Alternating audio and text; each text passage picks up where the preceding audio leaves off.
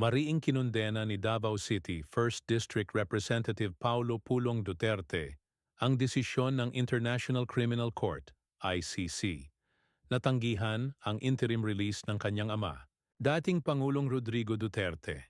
Tinawag niya itong isang gross and disgraceful miscarriage of justice at political theater na walang basehan sa batas. Ayon kay Pulong, ang kanyang 80 anyos na ama ay biktima ng political persecution sa sariling bansa at hindi kailanman flight risk dahil mahal siya ng mga Pilipino. Bumuwelta rin siya sa mga umano'y kidnappers ng dating Pangulo, pati sa CIA na inakusahan niyang sangkot sa insidente. I will make sure that you will pay for this crime. My father's kidnapping will not silence him, ani Duterte. Tiniyak din niya na aapela sila at lalaban sa batas, sa paniniwalang makababalik si Duterte sa Pilipinas sa tulong ng Diyos habang nagpasalamat sa mga Pilipinong patuloy na sumusuporta sa kanilang pamilya.